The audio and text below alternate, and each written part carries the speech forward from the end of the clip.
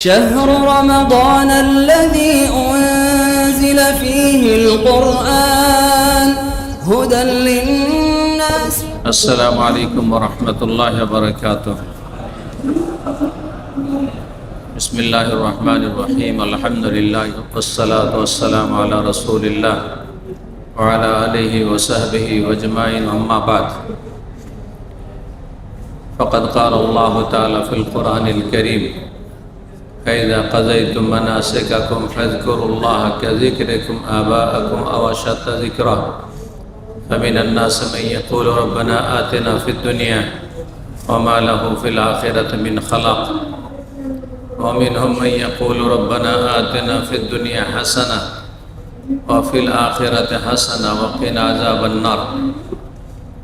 সম্মানিত রোজাদার ভাতৃমণ্ডলী, আল্লাহ রাব্বুল আলামিনের প্রশংসা এবং প্রিয় নবী সাল্লাল্লাহু আলাইহি সাল্লামের উপর সালাত ও সালামের পর আজ 17 রমজান 1445 হিজরি আমরা কিছুক্ষণের মধ্যেই ইফতার করতে যাচ্ছি। আল্লাহ রাব্বুল আলামিন যেন আমাদের এই রোজাগুলি কবুল করেন। এই সিয়াম রোজার সাথে যে তারাবি পড়তে পেরেছি, আল্লাহ রাব্বুল আলামিন সেটা যেন কবুল করেন। ফরজ নফল যাবতীয় ইবাদত বন্দেগী যা আমাদের দ্বারা সম্ভব হয়েছে, আল্লাহ যেন সাদরে গ্রহণ করেন। আর যা ভুল ত্রুটি হয়েছে, আল্লাহ যেন ক্ষমা করে দেন। দুর্বলতা, গাফিলতি, উদাসীনতা আর আমাদের দুনিয়া মুখী হওয়া, পরকাল বিমুখতা, এই সমস্ত যে দোষ এবং আমাদের গুনাহগুলি রয়েছে, ত্রুটিগুলি রয়েছে, আল্লাহ মাফ করে দিয়ে আল্লাহ রাব্বুল আলামিন আমাদেরকে যেন পরকালের সার্বিক কল্যাণের জন্য কবুল করেন। আজকে আলোচনা করব আপনাদের সামনে দুনিয়ার সবচাইতে বড় একটি নিয়ামত সম্পর্কে। আলোচনা শুরু করার আগে জিজ্ঞাসা করি আপনাদেরকে, দেখি আপনাদের কতটা নিয়ামত সম্পর্কে জ্ঞান আছে। নিয়ামত বুঝতে পারছেন? নিয়ামত মানে আল্লাহর দান। আল্লাহর দান কতটি বলা যাবে? কতটি গণনাতে আছে?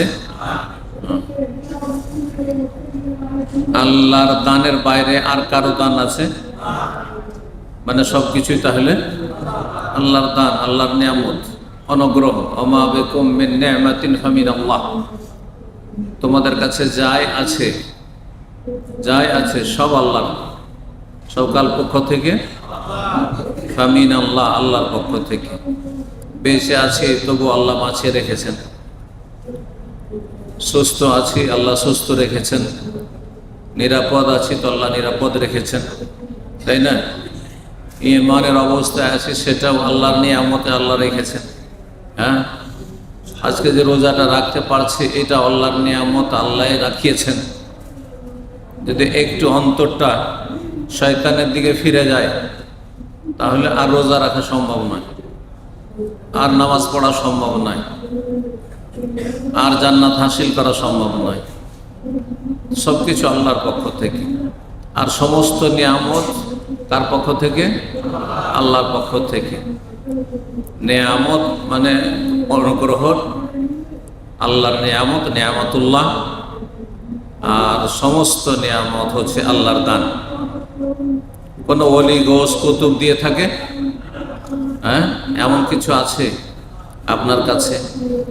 অথবা আপনার বাড়ি ঘরে খোঁজ করে দেখেন, আপনার বাপ মায়ের বাড়িতে খোঁজ করে দেখেন, আপনার বংশধর পূর্বপুরুষ যতটা যাদেরকে চেনছেন একটু খোঁজ করে দেখেন তো, যে তাদের কাছে কিছু কিছু নিয়ামত আছে যেগুলো আল্লাহ দেয়নি। তাদেরকে খাজা বাবা দিয়েছে, তাদেরকে ওই বড় পীর জিলানি দিয়েছে। আছে? থাকতে পারে কারো কাছে। যদি এরকমটা থাকে বা এরকম ধারণা থাকে, তাহলে একটু হাত উঠাইতে পারেন। তার কাছ থেকে আমরা ওইসব রাস্তা খুঁজে নেব, কারণ কোরআনে কারিমে এরকম রাস্তা খুঁজে পাইনি আমরা। আল্লাহর কিতাব কোরআনে এমন কোনো রাস্তা নেই। হ্যাঁ, রাসূলুল্লাহ সাল্লাল্লাহু আলাইহি সাল্লামের হাদিসে এরকম কোনো রাস্তা নেই, ওহীতে কোনো রাস্তা এরকম নেই। দেনেওয়ালাকে, বরং খাজা সৃষ্টিকে কে সৃষ্টি করেছে? তাকে মেরেছে কে? হ্যাঁ, কবরস্থ করেছে কে? যতদিন তার হায়াত ছিল এই হায়াতের মালিক কে ছিল? যখন হায়াত শেষ হয়েছে, হায়াতকে শেষ করেছেন? আল্লাহ শেষ করে, তাই না? আব্দুল কাদের জিলানী একসময় ছিল না, দুনিয়াতে কে নিয়ে এসেছেন? কে নিয়ে এসেছিলেন? আল্লাহ। তো সমস্ত, এমনকি রাসূলুল্লাহ 40 বছর পর্যন্ত নবী হননি, তারপর নবী হইলেন। আল্লাহর বড় নেয়ামত নবী সাল্লাল্লাহু আলাইহি ওয়াসাল্লামের ওপর যে আল্লাহ তাকে নবী রসুল করেছেন। তাই আল্লাহ কোরআনে বলেছেন নবুয়ত রিসালাত সম্পর্কে, ওয়া কানা ফজলুল্লাহি আলাইকা আযীমা, আল্লাহর ফজল করম অনুগ্রহ তোমার উপর অনেক বড়। আল্লাহর অনুগ্রহ, সবচেয়ে বড় অনুগ্রহ কার উপর রয়েছে? রাসূলুল্লাহ সাল্লাল্লাহু আলাইহি ওয়াসাল্লামের উপর। ওয়া কানা ফজলুল্লাহি আলাইকা আযীমা, আযীমা মহা অনুগ্রহ তোমার উপর রয়েছে, যেটা কাউকে দেওয়া হয়নি। শেষ রসুল কাউকে করা হয়নি, সারা বিশ্বের সমস্ত মানুষের জন্য রসুল কাউকে করা হয়নি। আল্লাহ রাব্বুল আলামিনের নেয়ামত সম্পর্কে বলছিলাম। সবচেয়ে বড় নিয়ামত কি বলেন তো দেখি? কি বলছেন? বোঝা যায় না। শারীরিক সুস্থতা, এটা সবচেয়ে বড় নিয়ামত। আল্লাহ যদি বলে ঠিক আছে তোমাকে সারা জীবন সুস্থ রাখবো, তোমার কাছ থেকে ইমানটা নিয়ে নিচ্ছি, রাজি? রাজি না? কেন? তোমাকে ইমানের অবস্থায় দুনিয়া থেকে নেব, কিন্তু আর বেশি হায়াত দেবো না, জান্নাত দিয়ে দেবো তোমাকে, রাজি?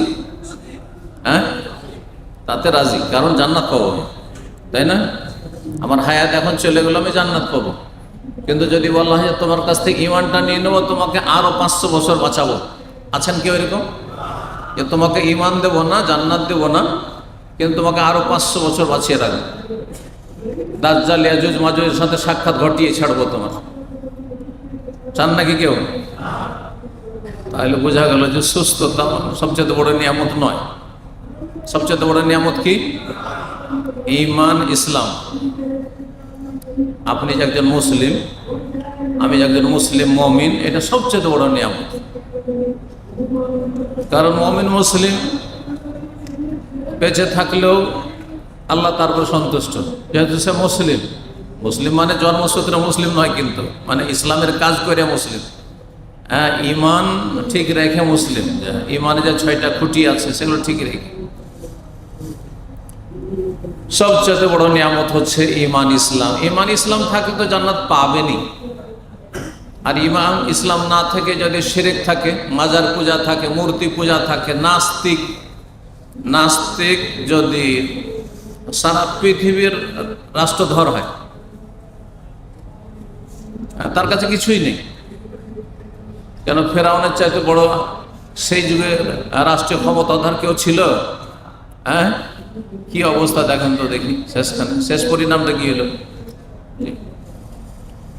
তো আল্লাহ রাব্বুল আলামিন কোরআনে কারিমে একটি দোয়া শিখিয়েছেন, যেই দোয়াটি সবচেয়ে বেশি গুরুত্বপূর্ণ দোয়া। এই দোয়াটির কথা কেউ বলতে পারেন? যেই দোয়াতে দুনিয়া আখিরাতের সব চাওয়া যায়। রব্বানা আতিনা ফিদ দুনিয়া হাসানা ওয়া ফিল আখিরাতি হাসানা ওয়া কিনা আযাবান্নার। এটা মুমিন মুসলিমের দোয়া, ভালো মানুষের দোয়া।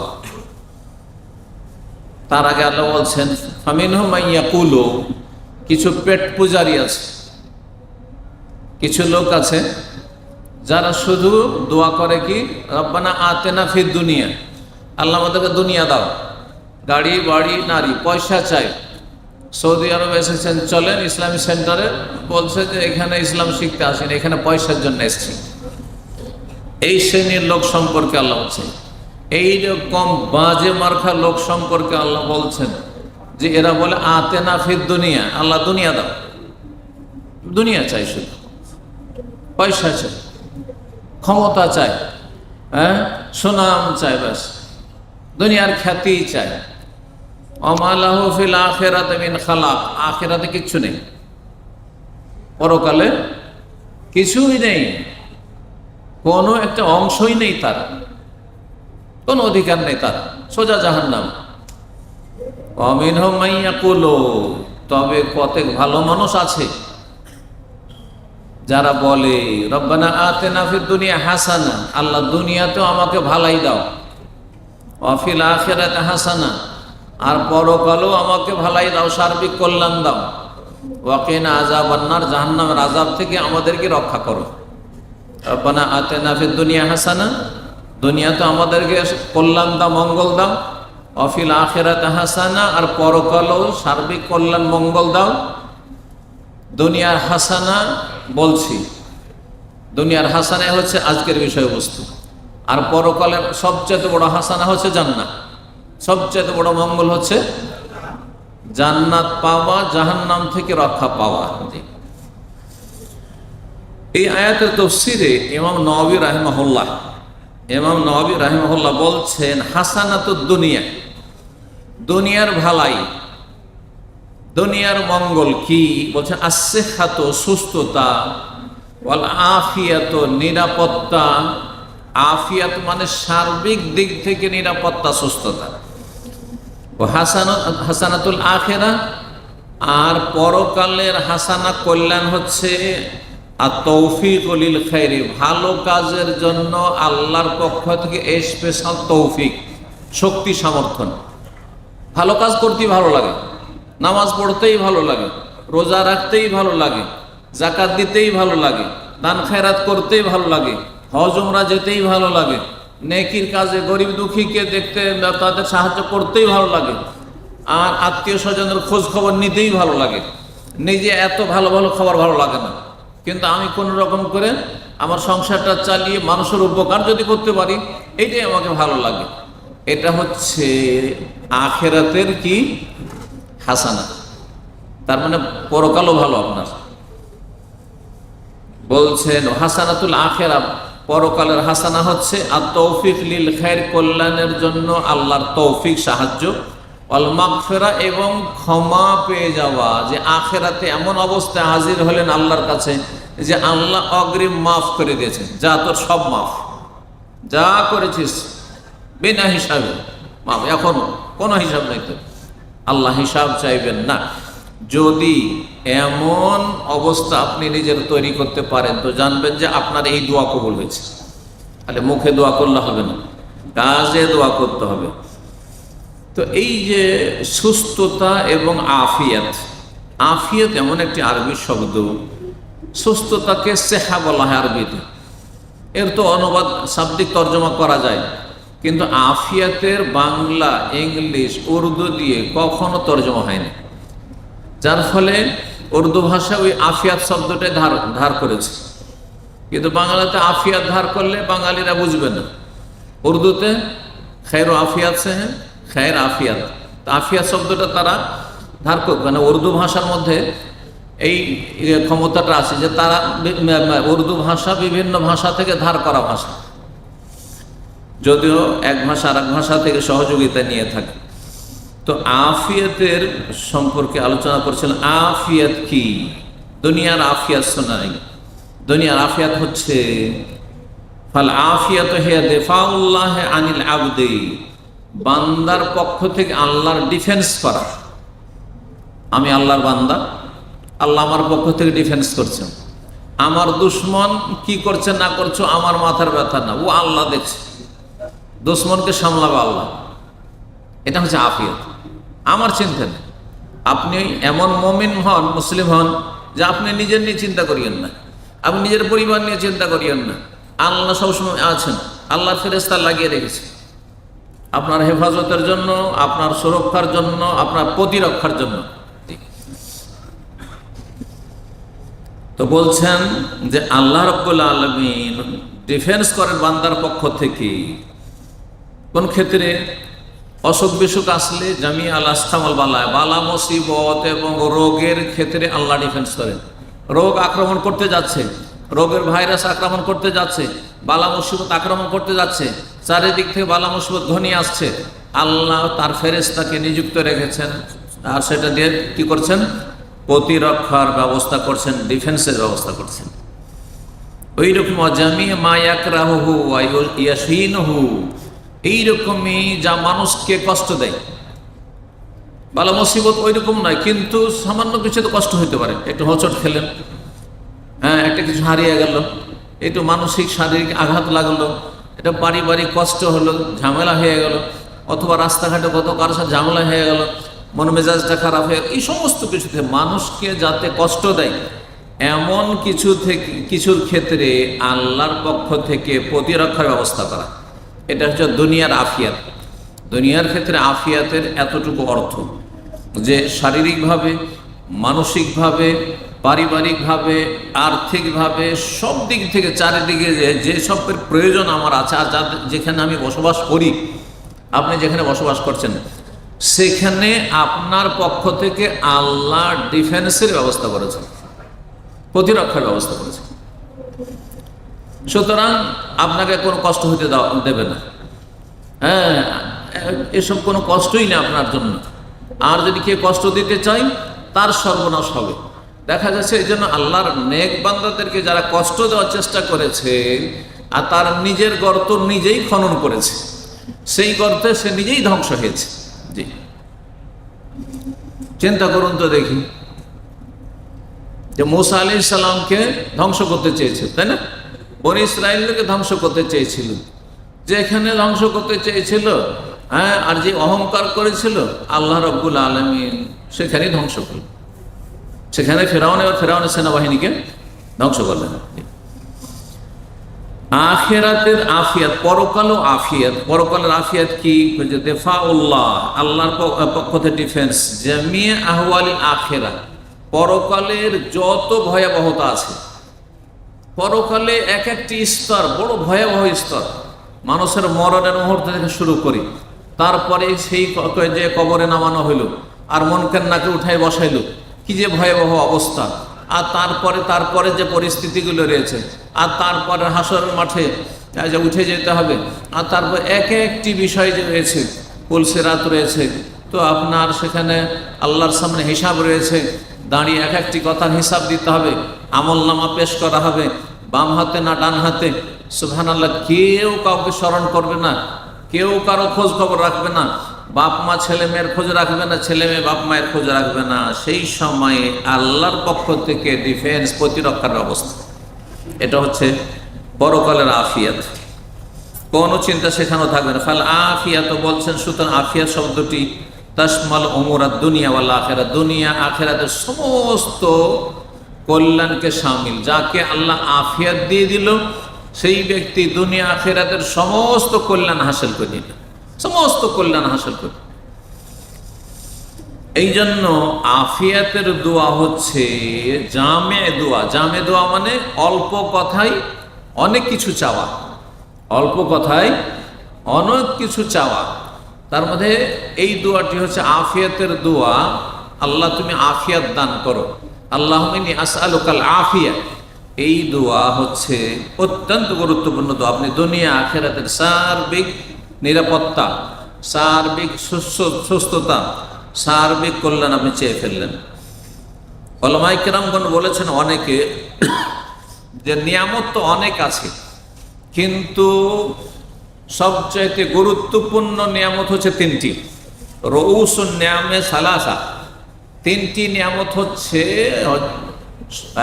নিয়ামতের মাথা, রউস মানে মূল।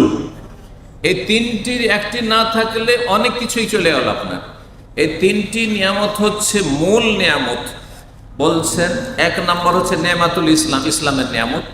আল্লাতী লা তাতিম্মু নিয়ামাতুন ইল্লা বিহা, ইসলামের নিয়ামত নাই তার কোনো নিয়ামতই নেই। কি আছে আপনার কাছে? আরে কাফের নাস্তিক আছেই কি তোমার কাছে? অমুসলিম তোমার কাছে আছেই তো কি? কয়দিন তুমি সুখ করবে? এটা কয়দিনের এই সুখ থাকবে, তারপরে জাহান্নামে জ্বলবে। জি,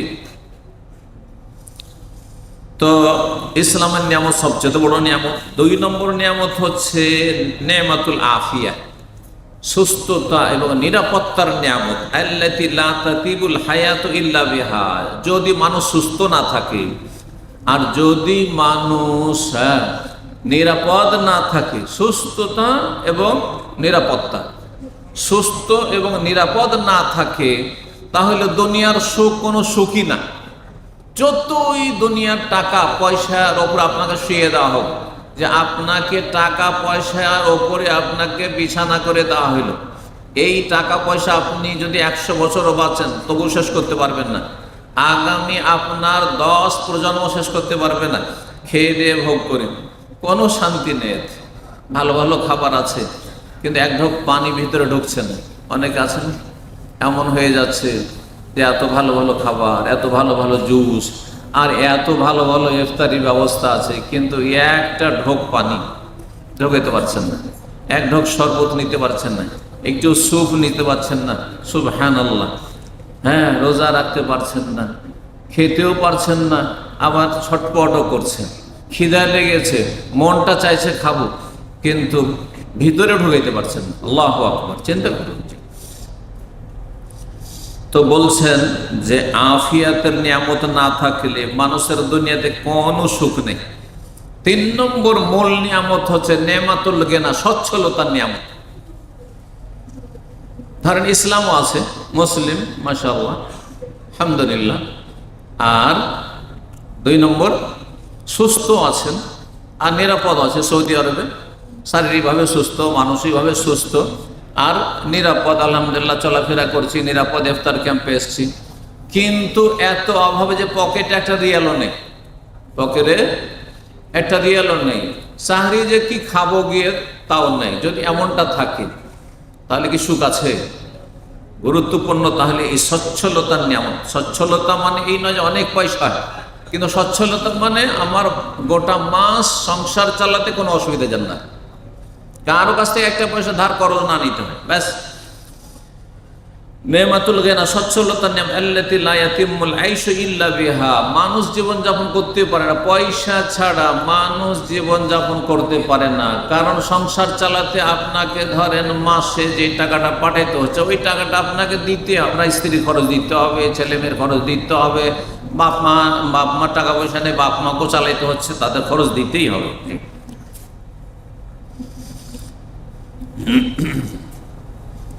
এখন আফিয়াতের দোয়া সম্পর্কে, এই আফিয়াত মানে কি বললাম? সার্বিক সুস্থতা এবং নিরাপত্তা। সুস্থতা আর নিরাপত্তা, এই ক্ষেত্রে কিছু দোয়া, এই অল্প সময়ের মধ্যে, বেশি সময় নেই, বলার আগে আপনাদেরকে একটা কথা জিজ্ঞাসা করি। আপনাদের অধিকাংশ মানুষ আলহামদুলিল্লাহ সুস্থ, তাই না?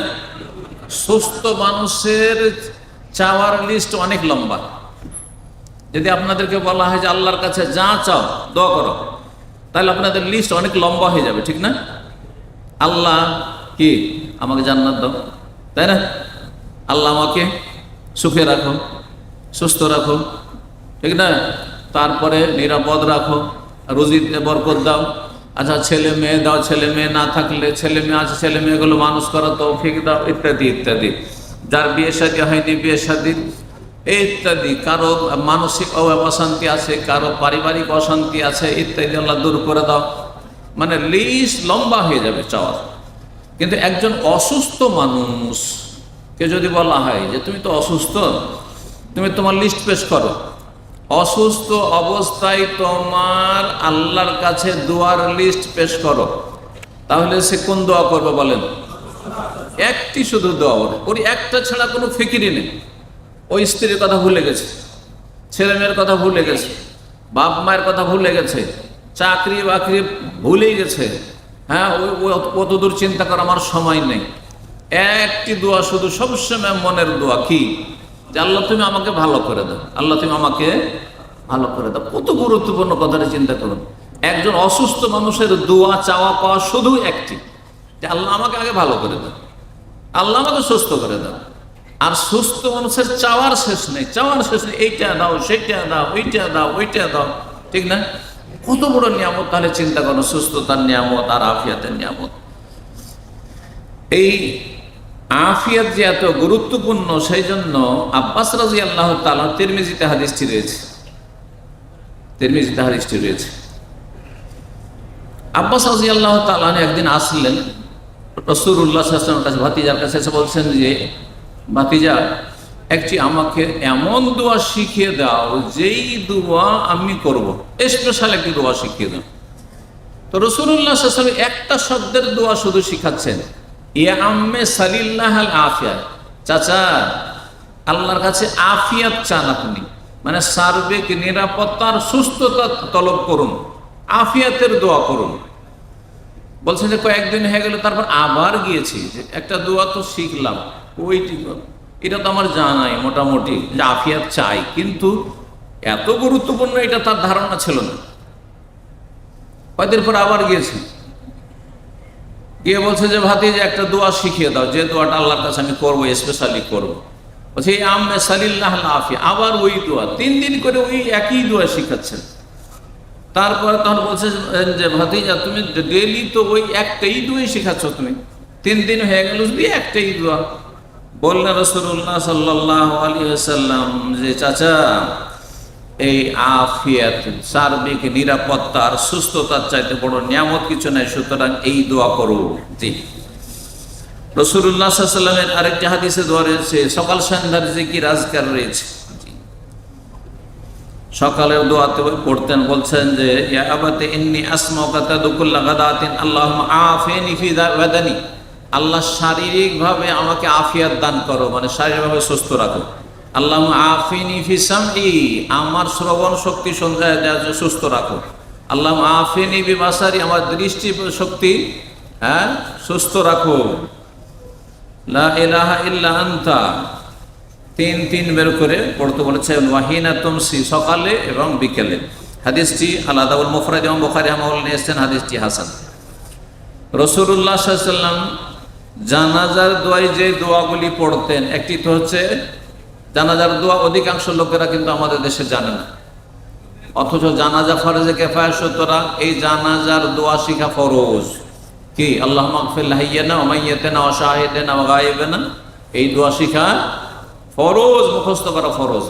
তারপরে 2 নম্বর দোয়া কার মুখস্থ আছে একটু বলুন তো দেখি, 2 নম্বর দোয়া, হ্যাঁ কেউ আছে না? নাই? কি আল্লাহুম্মা গফির লাহু ওয়ারহামহু ওয়া আফিহি, ওই যে আফিহি, আল্লাহ একে নিরাপদ রাখো, মারা গেছে, মাইয়াতের জন্য জানাজা দোয়া, তারপর আল্লাহ তাকে আফিয়াত দাও, নিরাপত্তা দান করো। এখন তার সুস্থতা নেই, তার দুনিয়া থেকে চলে গেছে, কিন্তু নিরাপত্তা মানে এই যে কবরে নামাবো, আল্লাহ তুমি কি করো, নিরাপত্তা দান করো।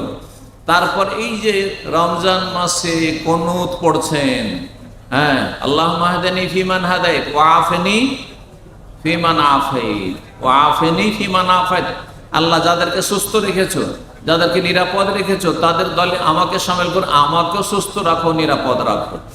এইরকম মেলাগুলি দোয়া রয়েছে এই মর্মে। এইরকমই 2 সিজদার মাঝখানে দোয়া, আল্লাহুম্মা গফিরলি ওয়ারহামনি ওয়াহদিনি ওয়া আফিনি, আল্লাহ আফিয়াতের সাথে রাখো।